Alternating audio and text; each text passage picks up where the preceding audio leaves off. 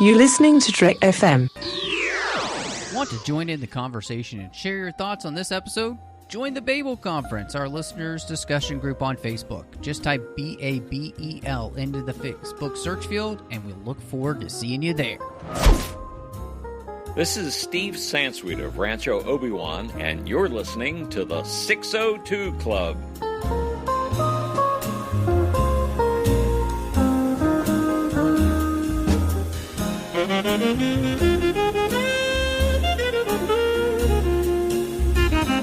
Welcome to the 602 Club, Trek FM's local watering hole. I gotta tell you, these watered-down margaritas are not bad going with this Mexican food. And with me, as she is every single week, is the one and only... And they call you... What do they call you? The crossbow Huntress. killer? Huntress. Oh, that's right. Oh, like you call yourself Huntress. No, that's what everybody calls me. Oh, okay. I must have missed that memo. My bad. So with me, as she is every single week, Huntress. Yeah, I mean, sort of. It's Christy. It's me. But I actually love to cosplay sometimes. And in the past, I have cosplayed as Huntress before. So we'll see if I do something from this movie now. Yeah, absolutely. So we're talking about Birds of Prey and the fabulous emancipation of one Harley Quinn, or as the movie has now been retitled on a lot of movie websites, Harley Quinn, Birds of Prey. So either one, take your pick. So before we dive into the movie, though, please find us wherever you get your podcasts. So we're over on Apple Podcasts, Stitcher, just all the places. So make sure you're subscribed wherever you're getting your podcasts. If you are getting your podcasts through Apple Podcasts, give us a star rating review. It really helps people find the show. It does wonders for the show, honestly. And if you do give us a review, we'll read it out on the show, too. So we always like to say thank you for people doing that because of how much it actually helps us. You can find us on Twitter at TrekFM. We're on Facebook at facebook.com/TrekFM, where there's also the listeners-only discussion group called the Babel Conference. You can find us on Trek.fm, and we've got the contact section there at Trek.fm, where you can send Christy and I an email. And last but not least, we really want to say a huge thank you to our associate producers here through Patreon: Ken Tripp, Davis Grayson, Ryan Maillet, and Daniel Noah. It costs a lot to put this network together here at Trek FM. We have so much going on. There's no way the hosts here can afford to do that by themselves. And so if you like what we do, help us out. Every little bit helps. You can go to patreon.com/TrekFM. You can see what it takes to be part of the team. And again, every little bit helps, but we do have some great contribution levels that give you even extra perks. So that's pretty cool. And again, that's at patreon.com/TrekFM. So this, this wasn't on the list, Christy, but you just mentioned you cosplay as Huntress, and you have done that in the past. I was just kind of wondering, are these Birds of Prey in the DC canon can kind of change, like there are different characters that they can kind of, it's a little bit like the Suicide Squad in the sense that like there's a core group of characters that you would expect to see, but they can kind of mix and match every once in a while. Right. But are these characters that you were familiar with, read their comics, and were, then kind of excited to see in a movie together? Yeah, I know it's not a super popular opinion among the comic book community, but I got into Birds of Prey in the DC Comics New 52. Nice. Okay. And I really enjoyed it. I've liked Harley Quinn since Batman the Animated Series. Yeah, I think if most we're gonna people play, did. Right? And if we're going to play 6 Degrees of Henry Gilroy, let's see. No, I'm just kidding. That's true. Our friend Henry Gilroy did, write for Batman the Animated Series. So, yeah, exactly. That's so cool. And who also was a voice on Batman the Animated Series? Mark Hamill. Yes, absolutely. Was the voice of the Joker. There you go. All sorts of Star Wars connections. Yeah. So anyway, sorry. I digress. I loved Harley Quinn from long ago from that, and Batman, Joker, all of them. But really got into Huntress, and Black Canary from reading the Birds of Prey comics. and loved that Black Canary's main power was her voice, and that people don't usually expect that kind of power. And that Huntress used a crossbow because it was so different.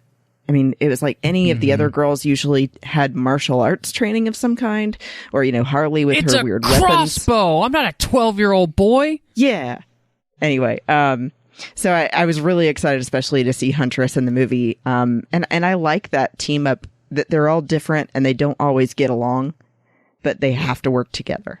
So my familiarity with these characters isn't necessarily from the comics as much as I became really familiar with them through Arrow, because they had the character of Huntress on there. Obviously, we have Black Canary on the show.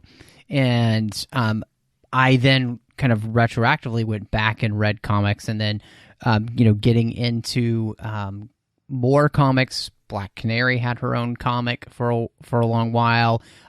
Getting into the Green Arrow comic, of course, which Black Canary is very much a part of a lot of the time because of their love story that happens. And so, yeah, Suicide Squad with Harley Quinn, she was a part of the Suicide Squad as well. So I've liked a lot of these characters, and of course, you have Huntress come in and out of comics, and then you also end up with like Montoya being part of comics, especially if they're taking place in Gotham. They can use her whenever they want. So I was excited to be able to see all of these characters kind of come to life on the big screen as we've never seen them before. I'm right there with you. And I was going to add too, because I was curious if you felt the same as me. The only person that I kind of missed that I wished would have been part of this was Oracle. Because I love the whole thing with Barbara Gordon, aka Batgirl, who ends up becoming Oracle because of her accident with Joker. So I think that would have been a really great addition to the team. And then also getting to have differently abled people on the screen would have been interesting, I think. But, I mean, I still like the route that they went as far as which ones. Yeah. Well, and I think, because there's been talk in the DCEU of doing a Batgirl movie and everything, there's always the possibility that later on down the road, Birds of Prey as a movie may involve that character in some way, shape, or form. So it'll be interesting to see how they do that. I think the reason we don't get her is because we haven't even introduced Batgirl, Barbara Gordon style, as a character yet. So, and this is definitely I would say, the origin story, really, in many ways, for how the Birds of Prey come into being in the first place. So, like, this is really there with Harley Quinn giving us their introduction to this universe. Yeah, I think that it's a really great way to end up wrapping all of them into it. Because, I mean, they're figuring that people understand who Harley Quinn is, even if you haven't read the comics or seen Batman the animated series, that you would have watched Suicide Squad or at least seen the previews for it, so you would be expecting this movie. So I think that's really how they rope you in and then add all of these other layers to it. Mm-hmm. Yeah, absolutely. Because, I mean, again, one of those things, for comic book people, we know all these characters, but, a character like Huntress or Montoya or even Cassandra Cain or, Black Canary aren't as well known for those who aren't reading the comics, and again, a lot of those characters that I just mentioned too are more well known now, just more in general, because people have been watching the DC TV shows, like Arrow and Flash, and seeing those characters pop up in that universe. So they've definitely grown, but it's still, it just goes to show you, like, how, I think, small the comic world is. I think we think it's so big because, both you and I and so many people who like this stuff, we spend time at conventions and everything, but the larger, just mainline audience that's just going to a movie might not know those things. So, yeah, it's interesting, like, just seeing kind of where we were coming into this. I wanted to ask you, because this movie has a really interesting structure to it, and that structure is because we're telling the movie through Harley's point of view. So she is telling us the story. which makes for kind of a disjointed structure because there are so many times where she'll forget something and she'll go back and tell you about it. So it really is like following and being inside Harley Quinn's warped mind. So how did that end up working for you when you watched the movie? I think for the most part it works well for me. It did sometimes feel like there was too much expositional dialogue where I would rather them show me what they're trying to explain than constantly be like telling me a story with dialogue. But I do think that the style, it reminds me a lot of like Zombieland style, where they would pause and have the, number come up and say grievance number, whatever with this guy. And the thing is, the style makes sense if you're looking at it from Harley's point of view, which is what they want, because she's forgetful. She's a little off her rocker. She's done a lot of drugs. Breakup happening. Yeah, probably that. There's all these kinds of reasons why she would not be the greatest storyteller. So I think it really works for when you're trying to tell it from her mind. Yeah, and I think it kind of, one of the things that helps kind of drive home is that as a character, she's pretty narcissistic too. So kind of everything revolves around her. So as she's telling this story, she kind of forgets to let you in on certain areas. So she has to go back and start over at a different point from a different perspective and try and give you that. And so I think what it does is it just makes it really fun because obviously, this movie is kind of coming. I mean, it legitimately is just her perspective on all of this. And I think that makes it, and because she's the biggest star here and everything, it makes sense to tell the movie that way. But I just think it works because it truly does feel like being inside Harley Quinn's mind. And everything's just a little bit rattled, and you're going to have to go back and forth and kind of like chase the way she would just chase rabbits, and everything.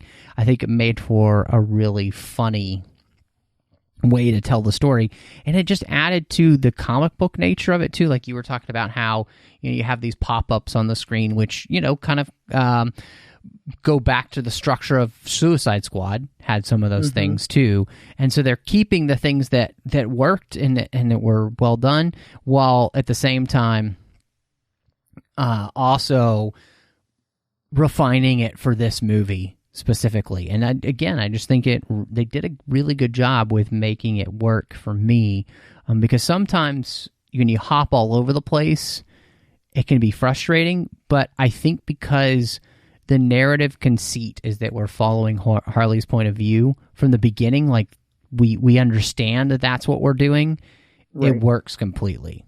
And I did mean to ask you as well, if it made you feel at all like it was rehashing constantly things you already knew, because my thing is, it sometimes felt that way for me, as far as Harley telling what happened to her that got her to this point, because I already had that comic book and other movie awareness. But maybe I need to look at it from the point of view of someone that doesn't know her story.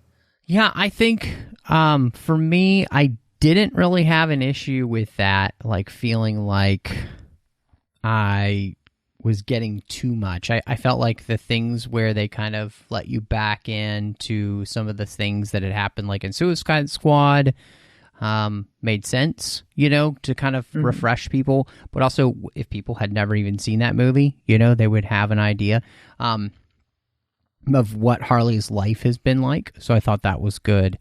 And then I think, those moments where we stop and then we talk about these other characters is definitely important for us understanding who they are, whether it's Montoya, Black Canary, Huntress, and I think to a lesser extent Cassandra Cain, who's more kind of, she's a character in the movie, but I also think she turns into the MacGuffin of the movie, like that everybody's trying to, that the story's kind of revolving around, as Harley calls it. This is what we call in the storytelling a complication, so like she's the complication to all of their lives.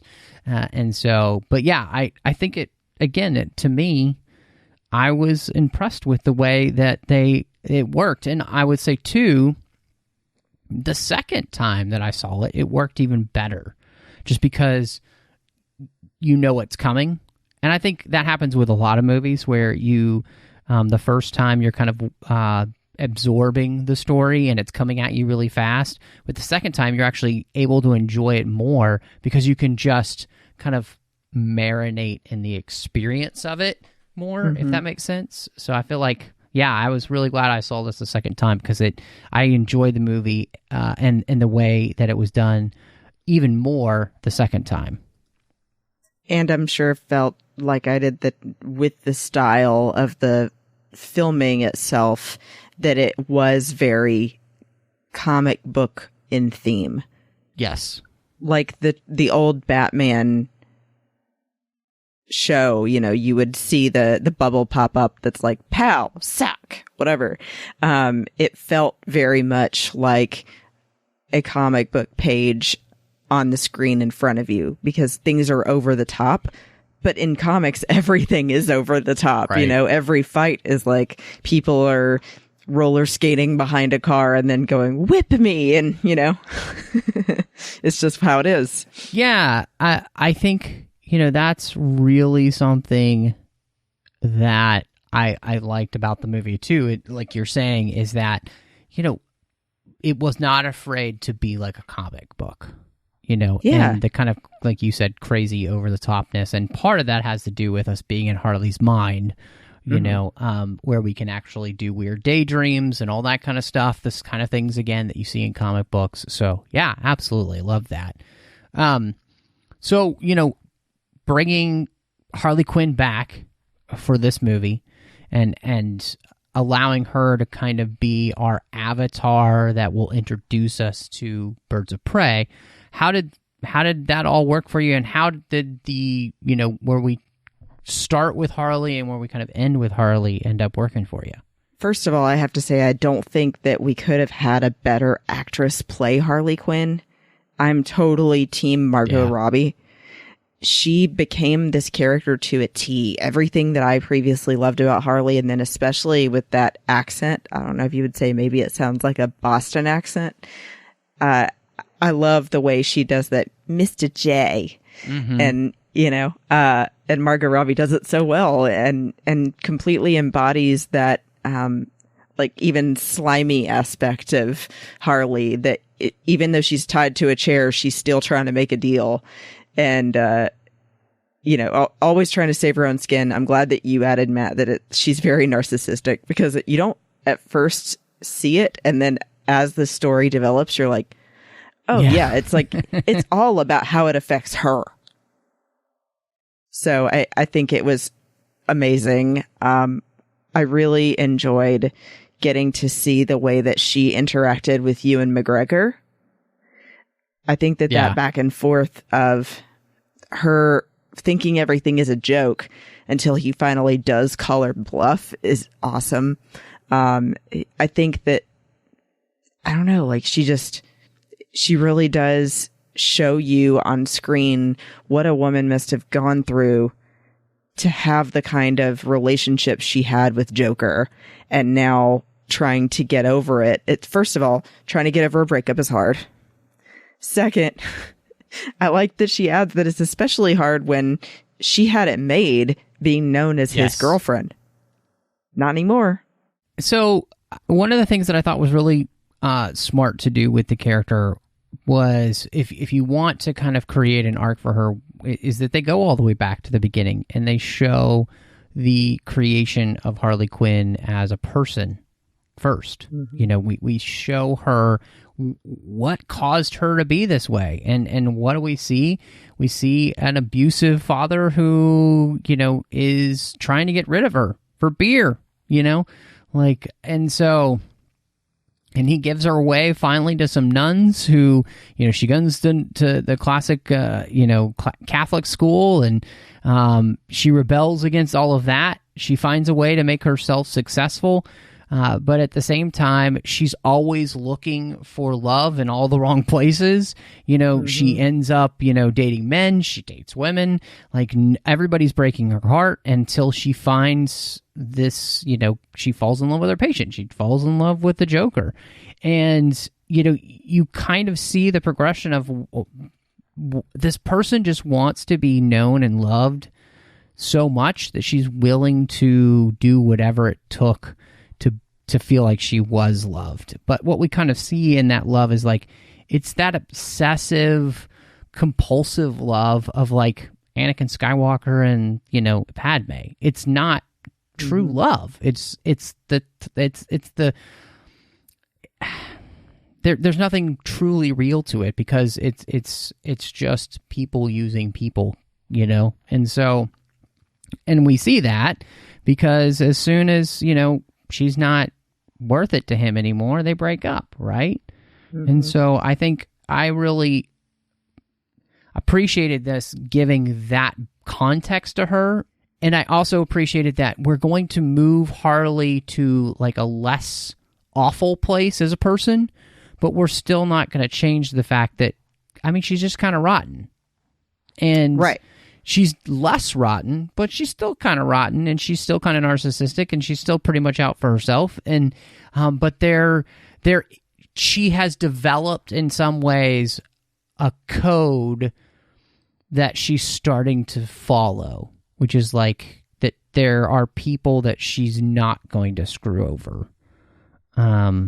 And this is the kind of like that transition in the comics where, we see these days Harley Quinn kind of being a part of the Suicide Squad and being a slightly more redeemable character. So I just thought that was interesting that the movie does that too. And yeah, I just love it. And I think you're right. Margot Robbie kind of plays all facets of that so well that I buy it completely. Like, I buy why people would be attracted to her, and then I buy why people can kind of get repulsed by her at the same time. It's really good.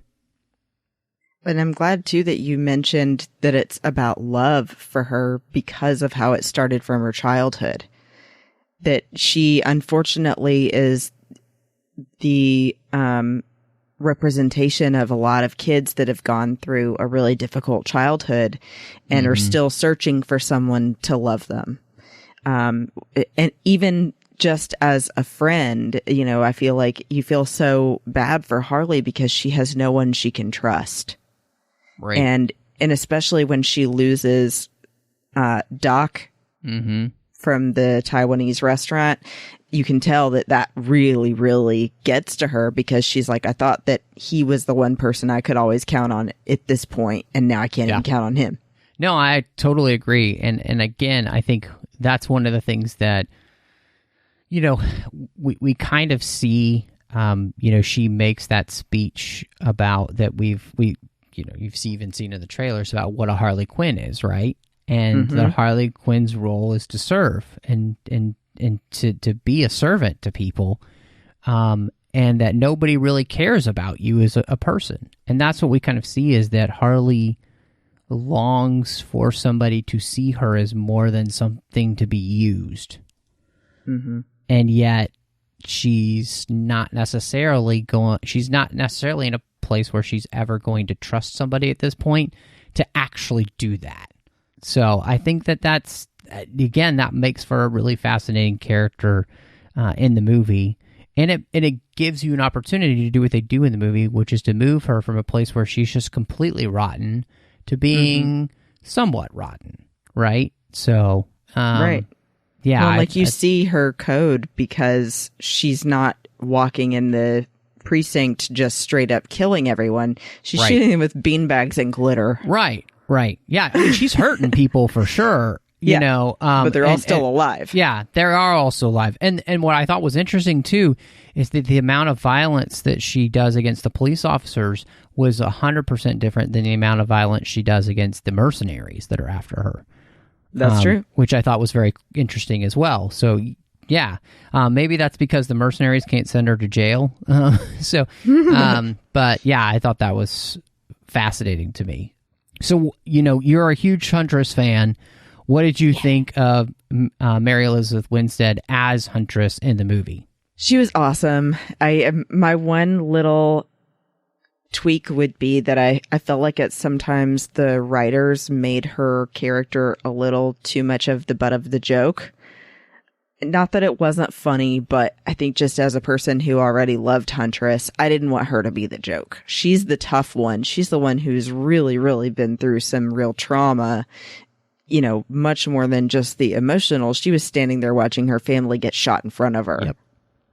So I could completely understand why she would never, ever trust anybody, have anger issues, and want revenge on the entire world. I wouldn't think she would be the butt of the joke. But anyway, I think that they got past that. And I'm really glad that they ended up showing her using the crossbow, because that is characteristic of Huntress. It's her thing. She's always got her crossbow. Mm-hmm. She always wears black and purple. I would have liked to see her wear the pointed mask like they had her wear in the comics, because that is also very Huntress, but it's okay that she didn't. Although they did pay homage at one point to her bodysuit with the white cross in the middle. Yeah, and they pay homage to those glasses when she like pulls open the goggles, and it looks like it kind of makes the pointed at the very end, which, you know, this is an origin story for those characters, and so for them not to quite be in the costume that we're accustomed to in the comics, to me made sense, and that's where the fun of like hopefully getting them in another movie would allow us to see that. To me, she is my favorite character in the movie. I just thought she was so funny, and I really responded to her being the butt of the joke, but it being because she has been somebody who's been through all of these things, watching her family just mowed down in front of her, being raised by assassins. Like, she's never had a normal life since like the age of 8. And so the fact that she is socially awkward and has all of these rage issues just makes complete sense. And so the way they played that with her, I thought that Winstead did such a great job of that. The whole scene where they're like joining forces and she's just like, sure. Like, she's so uncomfortable with people, and yet at the same time, like, you can see by the end of the movie, she's really starting to respond to being with people. Like, and so this is one of those, again, I really would love to see these characters again together, because I'd love to see how they grow, because by the end, they're the birds of prey working together, as a crime fighting unit. And so she just, again, and when she's like yelling about, like, it's not a bow and arrow, it's a crossbow, I'm not a 12-year-old boy, like those kind of things. She pulls it off so like effortlessly, but it's just so funny. Like, her timing is amazing. And when she kills that dude in the slide, she comes out and like swishes her hair over. Harley's like, "You are so cool." And I was just like, that, yeah, she is. She is so cool, and she doesn't actually even know it. So, yeah, I loved it. Yeah, that's absolutely a thing Harley would say about it, too. Watching somebody kill somebody like that and being like, "You're awesome." Yeah. But, yeah, I mean, it maybe even helps people identify a little bit more with Huntress, I think, in illustrating her origin story in this movie. I think that it's something that resonated with me because I understand what it might feel like if you had been through that kind of thing. Obviously, it didn't happen to me. I'm not saying that. Well, that's good. Yeah. But, just how that must make her feel, and how difficult it would be after all of that to live a somewhat normal life again. I mean, I like that they bring it up to Huntress in the movie. Well, you've killed them all. Now, what are you going to do? And she honestly didn't have an answer because she'd reached her goal that she had been working on since she was 8. Well, and that's where, at the end where turn themselves into a crime fighting unit makes so much sense. That they would, especially her, that she would take all this money that she's gotten back now that she's got her family fortune back, and the fact that she has all this training, for her to then go out and protect other people just makes so much sense. So I really liked that about her. And again, I just loved her as the character. She just was one of my favorite parts. And so Dinah Lance, Black Canary, played by Jerry Smollett Bell. How did you feel that she, pulls off this, which is, now a pretty iconic role, since we've seen a couple of Black Canaries in Arrow. And so what did you think? I thought the actress was good. I think that the issue was that the writing gave her the short end of the stick. I mean, you don't get to see her really as part of the team until later in the movie, and she doesn't use her powers at all until the end of the movie. And I was really waiting for Black Canary to have her shining moment to scream, and then you get it one time and then you're done. And I'm like, I mean, I guess if you're going to try to build it up to get to that point, that's eventually the climax of her story, maybe that's what they were going for. But I was a little disappointed that you didn't get more Black Canary and more of her powers. Yeah, it was really interesting with her because, the movie, with a conversation she has with Montoya, we learned that her mother was a Black Canary and had the same power. And so I thought that was fascinating. Kind of made me wonder, was this a Black Canary who possibly worked with Ben Affleck's Batman back in the day? And then she was killed, and maybe that's one of the things that, on top of Robin's death in this universe, that caused Batman to kind of go off the deep end, so it added some depth to this universe since we're in Gotham, and so I thought that was really cool. I thought the actress was doing very well as Black Canary. I loved her cry, the way it looked, everything was perfect there. I kind of wish she had been able to use it more than just once, but it also made sense to me that what they were doing with that character is that she's really just a character who wants to hide. She wants to have no voice. She just wants to live her life as quietly as possible and make enough money to survive.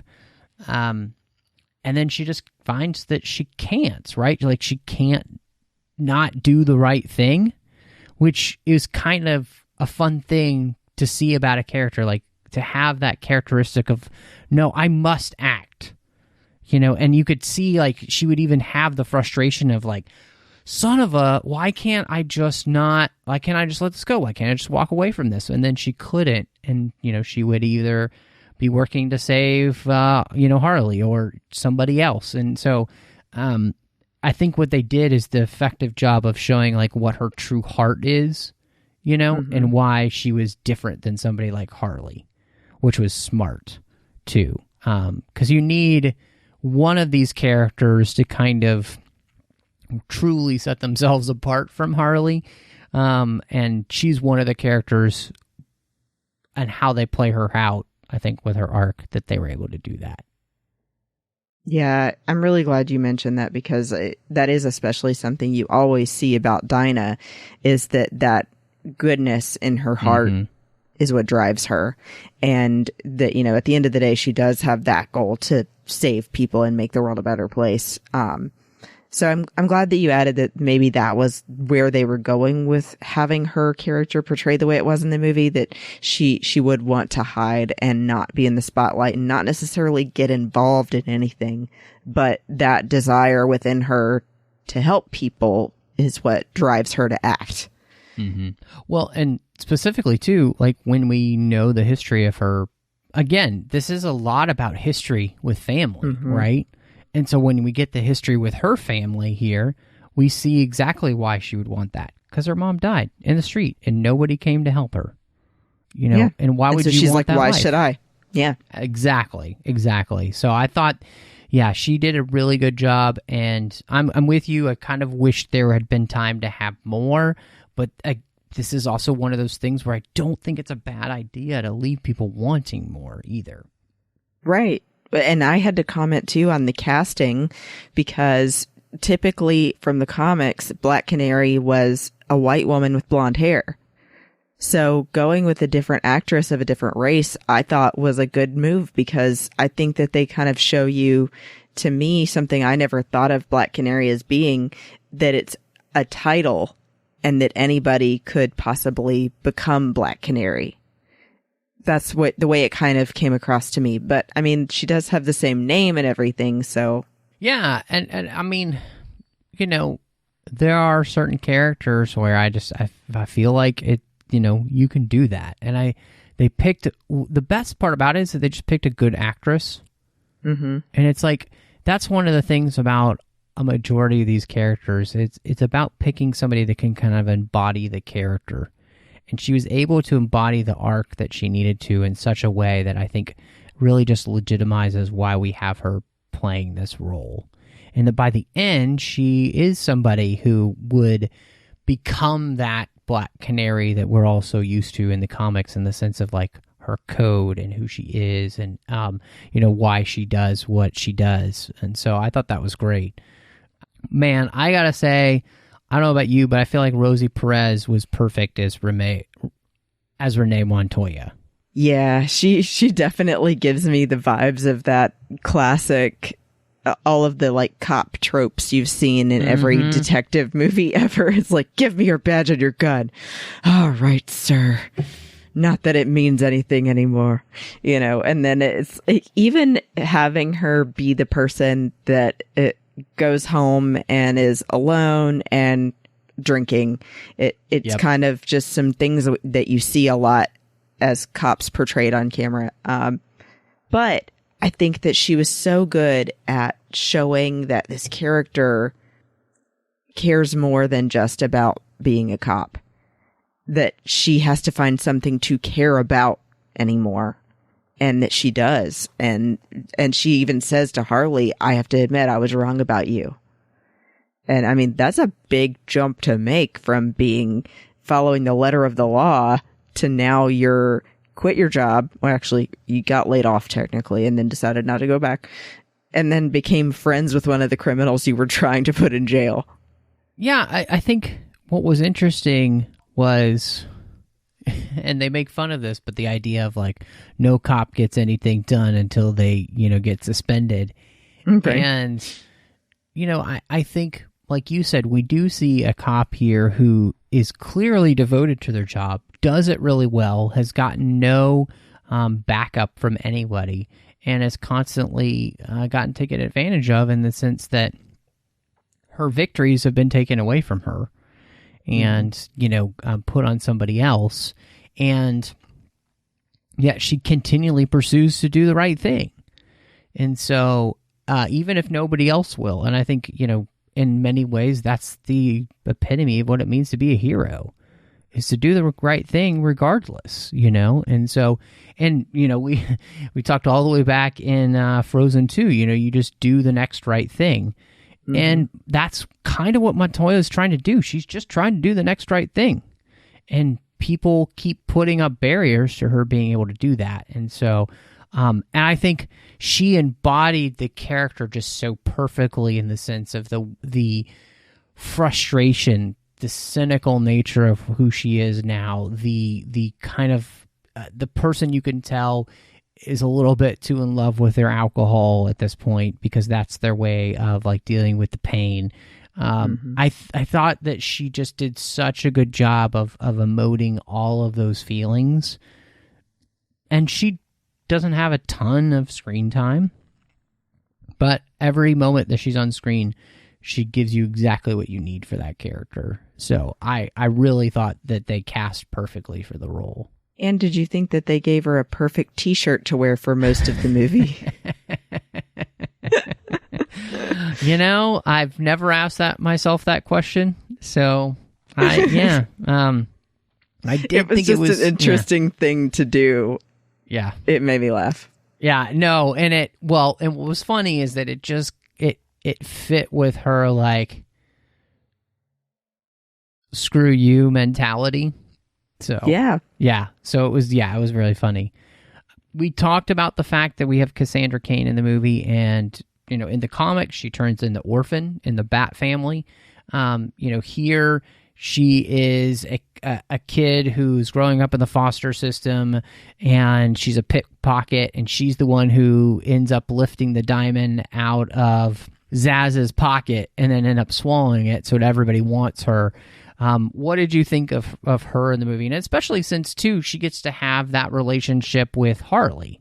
I have to give major credit to the actress, because I believed her every minute that she was a great pickpocket. She did that little twirl when she would grab something from somebody so perfectly. And she really was great at playing the attitude of a kid who's just dealt with terrible foster parents and no one caring about her and not having any money, and then having to figure out how to get through life. And she's like, well, this is better than nothing. So she becomes a pickpocket. I mean, you totally believe it. And the fact that she has a broken arm, I guess, the entire movie, I do feel a little bad for her, but she makes it work. But yeah, I think that the character, although, like you were saying earlier, could be a little bit of an insertion in the story to move it along. She was the complication. I didn't it suspended my disbelief enough to still go along with it. And I thought it was especially funny that they have her swallow the diamond, because, I mean, if you're a kid and you're trying to keep someone from taking something from you, I think a lot of kids would do that. Yeah, I think the thing that I really liked about her as the character is the way in which she's able to connect with Harley on that level. Oh, yes. And the fact that they have this connection, that they're characters who both feel mistreated in many ways and overlooked, it was really cool. But also the way to which Harley, by hanging out with Cassandra, begins to see people in general in a different light. That maybe treating somebody like you would want to be treated is a good way to live. Maybe that people aren't just things to be used. And Cassandra helps kind of open her mind to the idea that she could possibly live a different way, and maybe it's not just about being loved by somebody. Maybe it's about showing a little love to somebody. And true love. Yeah. And that's kind of what we see is Cassandra is the reason that Harley, for the first time in her life, puts her life on the line for somebody other than herself, really. True. Well, or the Joker before now, but... well, that's true. And I mean, she does a little bit of that in Suicide Squad, but I mean, she doesn't really have too much of a choice because her head could get blown off. So, right. Here, though, it really becomes about her decision to help this kid, because it's kind of the right thing to do, Right. It's like Harley finally sees, well, this is a kid. It's not just another adult that's trying to use me. Maybe she actually needs my help because she's too naive about the ways of the world yet. And so I like that pulls the mercy part of Harley. And then also, neither one of them have ever had a sibling. So they get to feel what it might be like to have a sister. Yep. And I love that whole moment, even though maybe some people might find it cheesy. For me, having a younger sister as well, I feel that strong bond between them when they're sitting there painting each other's nails and talking about her hyena. Yeah, I think the way the character works, obviously, it's not quite as much about her as it is about her relationship with Harley, but I think she does everything she needs to do in the movie so well, and it was so much fun. The interaction that they have was great, and so we do have two main villains in the movie, and one is, I want to talk about the biggest one last, but man, I thought that Chris Messina as Zsasz was just so perfectly creepy. In every way that he can be creepy, he totally is. And it was awesome because like there's nothing you like about this guy. He makes your skin crawl, and it's perfect. Yeah, I have to say for sure with the scar marks that he later explains are a mark for every person he's killed is an interesting thing about a character. Sort of like tattoos, but he's doing scar tattoos. And it makes him more creepy because you're seeing how many of them there are all over him. And then having him have like one gold tooth, having him be sort of the therapist as well as henchman for Black Mask. And then just especially having him cut people's faces off, I think really pushes it over the top for you about how creepy and disgusting he is. And then the rest of the time, if that didn't do it for you, the way that he talks. I love this actor. I have to say, he took my attention from watching the Mindy Project, but I never thought I'd see him in a role like this. And I think this really shows what he can do. Like you mentioned, like even just the way his facial expressions, his like movements, the way that he talks to the different characters, it like, this is the thing, like there's this weird pseudo-sexual creepiness about every single thing that he does that makes it even worse. Right. And I think, again, it's what made him so good in this role. So I think they did a perfect casting here. And him playing off of Ewan McGregor, who's Roman Sionis, Black Mask. I mean, McGregor is having the best time in this movie. Like, he is having an absolute blast. And I love that every time you see Ewan McGregor in something, it's like you're seeing only the character. I love when an actor can completely become a role. We've seen him as Obi-Wan Kenobi, and then now here he is playing someone completely the opposite, playing Black Mask. And you believe it. He's so great at being this, on the one hand, really tough, awful villain, and then being the crying baby because someone betrayed him and having, Zsasz have to talk him down, I thought was so funny. And it's very much kind of reminds me of Joker in a lot of ways, but he still gets to like wear these fancy suits and he sort of getting to play that double personality of, oh, I'm just a club owner, but in reality, I'm doing this. Yeah, he was incredible. The way that he plays the ultimate narcissist, the way that he plays the ultimate boy child who never grew up, like who just like when he is going on about these are my things, who's these are my things, and he just right. starts yelling the F word like a child might, throwing a tantrum.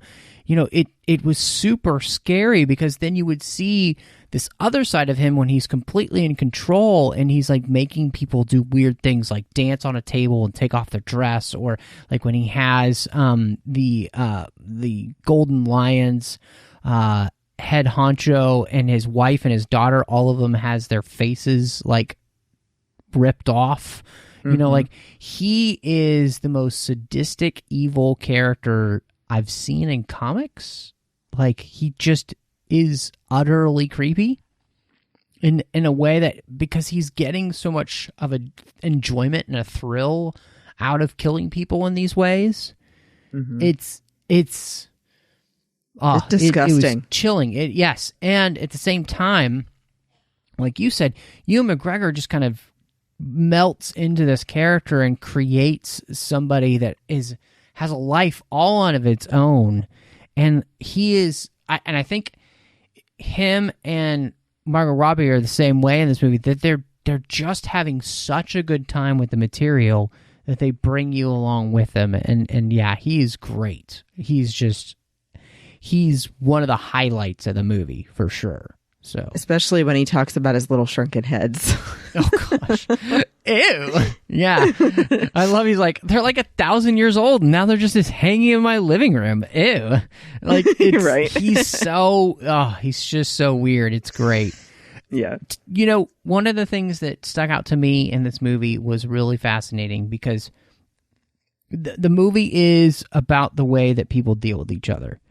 and that this is really what life is like when we see people as nothing but a commodity, where they're only there to give you what you want, and then once they've lost their value to you, you discard them. And that, like, everybody has a price. And obviously, you know, we see that play out with Sionis, but we also see it with Harley and with Doc, right? And I thought that was fascinating that we can see it in all of these different characters, and that really this is like, it's kind of classic Gotham, right? Like, everybody's out for themselves, even the people who you think are going to be good, like Doc. And I really liked that this movie is in many ways about this is what happens in a society when people are only there for themselves. And truly, everybody is just there to be used by you as long as you get what you want from them. Right. I mean, it's shown over and over again in this movie that going that route is only going to cause you to end up alone and feeling like you can't ever trust anyone. And that's no way to live. Especially, it really, like I said, it hit me with Harley and Doc more than anyone, because he doesn't exhibit any kind of traits that would make you think he would sell her out. I mean, when she first walks in and you see him talking to her and it's Cassandra, you immediately get that rapport that he and Harley have with each other, that even though they don't know each other that well, that he gives her a nickname and lets her live upstairs and, you know, always knows what she wants to order. Like, he's just a really nice guy. And so you just would think that he's the kind of person, if offered money to sell out someone that you're letting do all those things, would just say, absolutely not. Her life is priceless. But he doesn't. And I think that it really illustrates, too, everything that Harley went through all over again with her father, that, you know, he had his price. So I think that it's really, at the end of the day, trying to say that you need to appreciate people and realize that they're not just there for whatever you need. Well, and are we going to be a society that lives as though that everybody has a price, and that people don't matter more than things? Right. You know, like, because everybody here is after a thing. You know, and so, you know, what's really more important? And I like that, you know, we kind of get down to that in this movie, and then our main characters make that decision, you know, that people are worth sacrificing for because people matter. You know, all people matter. Yeah. But here it's about, you know, these people come together and realizing that, yeah, this is not right what we're doing to each other, and we need to do something different. And I think that also plays into, you know, this movie. Obvious, in many ways, this is a movie about women and the way that men, you know, mistreat women. Mm-hmm. But I also think that this movie is the ultimate girl power movie, because it shows that these women aren't saints. They have their own flaws, and that they're also willing to use one another. And so this ability to show that, like, it's not just about men mistreating women. Sometimes it's about the way women treat women. Yeah. And it goes back to the fact that the biggest problem is that men and women are using each other as commodities and not treating each other as people that are in need of and deserve dignity and respect. Right. And I'm glad you added that it is about how people treat each other badly, and that ultimately that's what we need to work on. Because, I mean, they show Harley driving off with Black Canary's car. And at that point in the story, you're thinking, oh, she's never going to do that. Please. Did you forget who Harley Quinn was? So, yeah, I like that aspect of it, too. And, you know, I think it's important to say that although there is we've come a long way in society in general and how women are treated and women's rights and everything, that there's always still people that don't understand. And I think that there are times that this movie, it kind of feels like they push it a little too much for me. But overall, I do think you're right, Matt, that they mostly put it in a subtle way and in a way to show men possibly what women go through. And that, you know, women like what Harley's been through. She's been mistreated by her father in a romantic relationship, in her friendships. Like, it's not just in a romantic relationship. It's all of these other things in her life. Yeah, I really appreciate that. And I think, to me, the thing that stuck out was the subtlety of things, is that they let the story speak for itself. And that they did the story in a way that you didn't have to have somebody come out and say things. It's just evident from the story that's being told. We're seeing it happen. And in movies, it's so much more powerful to have things shown, not told. You know, so the fact that we just get to see it play out, I think it's really powerful. And to me, that's the thing that really stuck with me, is that, yeah, you're absolutely right. You know, there's still many times, and too many times, where these things still happen with women and to women. And at the same time, there is the same problem, that it's a universal human problem to mistreat each other. And so those two messages actually, I think, go together really well. So this movie obviously has a ton of needle drops. What did you think of the tunes? I thought they were pretty good, which is funny because I felt sometimes with the other DC movies, like the music didn't necessarily match up to the scenes they were adding it to, but with this one, it felt right on point. I mean, I think specifically with the genres that they were trying to go with the timing that this was set in, I think it was really great. And I would love to know if you liked it or felt like some of them were a little out of place or not. No, I felt like, I mean, again, this is very akin to what they did in Suicide Squad. And so I thought all of the music worked pretty well for the most part. You know, I'm sure that there will be people who just absolutely adore the soundtrack and want to buy it and everything for, the one that's full of all these pop songs. But the ones that I liked the most were Joke's on You. And I loved the It's a Man's World from Journey Smollett Bell. I thought her version of that was just gorgeous. That's true. Yeah, that really stood out to me. Yeah. So those are some things where I just felt like the music was really, really well done, really, really well chosen. So I liked it. And I'm interested to hear the actual score soundtrack when it comes out. As of this recording, it comes out on Friday. So I'll be interested to hear what that sounds like, isolated from everything else. So this movie hasn't been doing as well, and I saw that the WB, that Warner Brothers was renaming it on Fandango and stuff, just calling it Harley Quinn Birds of Prey. Do you think that will make any difference for whether or not, people go to see it over the next weekend? I'm kind of worried that it might. I mean, unfortunately, we live in a time where people check the Rotten Tomatoes score before they go see a movie at all. But I hope that maybe because of the interest in Suicide Squad and hopefully a renewed interest in comic books, that it'll cause people to still go see the movie. And I think that definitely, if purely for Margot Robbie and Ewan McGregor, people need to see it. I was impressed. Well, and it's unfathomable to me in many ways that this is not getting more play, because the movie has got a good Rotten Tomatoes score. What's interesting is that the critics and the audience score the same, basically 80%.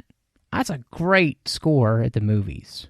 Which is weird because then other sources I saw were saying, oh, it's having an abysmal time at the box office. I'm like, well, 80% isn't, but. Yeah.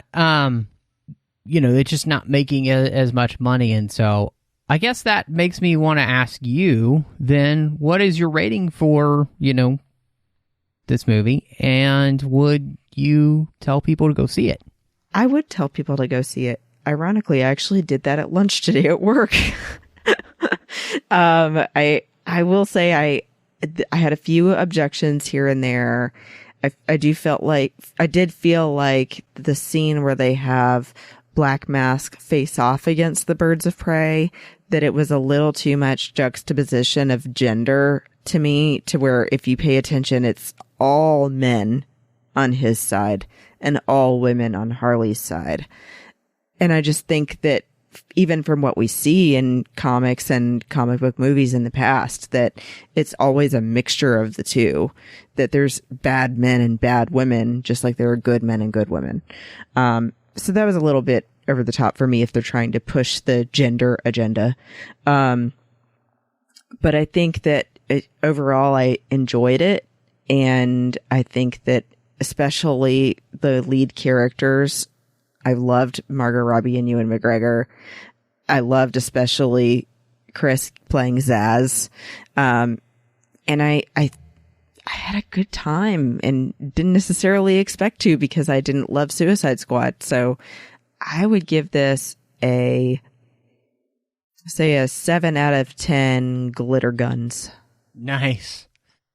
I really enjoyed this movie, and I think the moment I felt like I was really going to enjoy it, or knew I was going to, is when Harley gave the world an explosive status update. Oh, yes. Which blowing up the chemical plant. Which was very funny. And yeah, I had a good time in this movie. I thought it was really fun. I thought it was really well done. The action sequences I thought were great. The fight scenes were excellent. Ooh, true. So all of that worked for me. And I'm right there with you. I'd say, I gave this 4 out of 5 stars on Letterboxd. So I'm definitely recommending that people see it. It was really a fun movie. I guess it did make me want to ask you this question. I meant to ask you this earlier, but I forgot. Do you think it needed to be rated R? I do, purely because of 2 reasons. The face cutting and the language. I wonder if possibly they could have helped themselves by not having this rated R, so that more teenagers could basically, that they could see it. Yeah. And if they hurt themselves because of that, whereas the Joker and Deadpool are very, they're established characters, very established from a very long time. Mm-hmm. And so, whereas the Birds of Prey is not quite as established in that sense. And so making an R-rated version of that you automatically have cut out a portion of the audience that would possibly go see this because they can't. And so I wonder if that's the case. I don't have a problem with the movie being rated R. The violence in it, was over the top in many areas. But, violence in a movie is always fake. The hardest part to watch was the face peeling scene. That was utterly, that's Game of Thrones style violence right there. It was super creepy. You mean the knee breaking scene didn't bother you? That was a little bit funny, actually. Just the way they're playing with it. And, oh man, when she throws that bat at the dude and it rebounds and she's able to catch it, it was just brilliant. Yeah. There's so much about this movie that I just really enjoyed. Again, I saw it twice, and I recommend it to anyone. So, go see it. Bring some friends, have a good time. I think you will. But before we get out of here, Christy, what are you going to recommend to everybody this week in our recommendation section? I've got a really interesting one this week, and I found it by accident scrolling through Netflix. And then my husband and I decided to start watching it. It's Lock and Key on Netflix. Oh, yeah. How is that?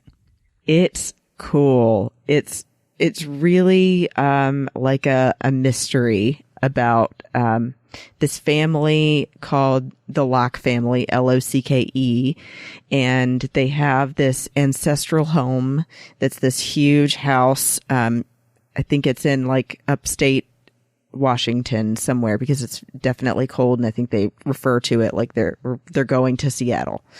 But anyway, so they move back to their ancestral home after the father is killed, and in a pretty brutal way. The older son sees it happen, and then they have to figure out how to move forward with their lives now that there's this big hole in their relationship. And things just start happening to them.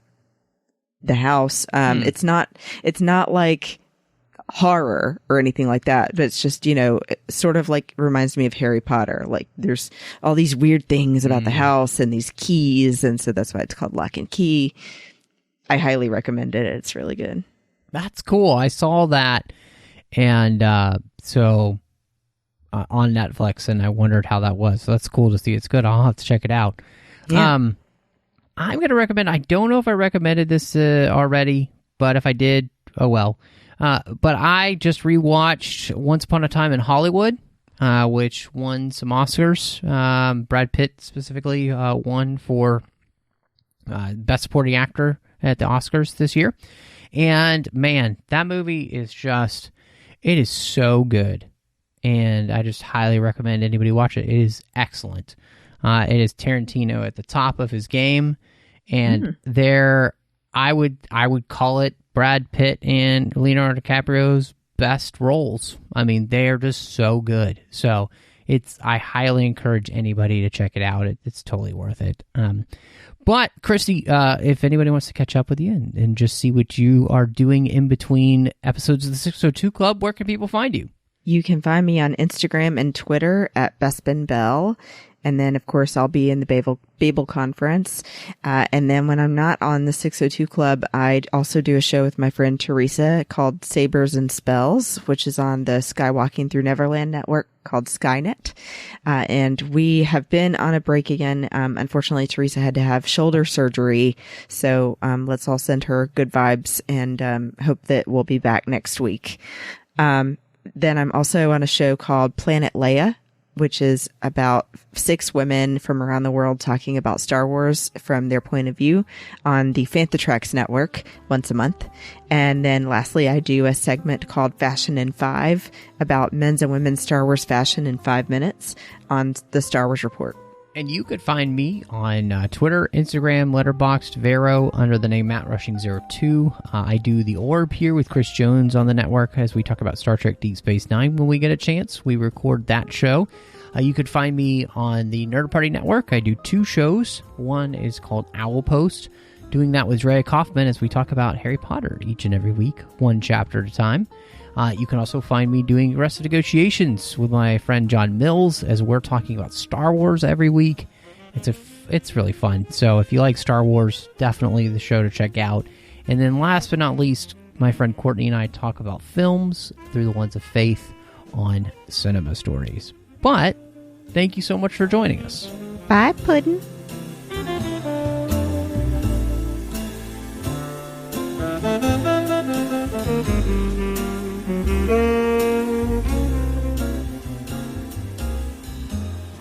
Thank you.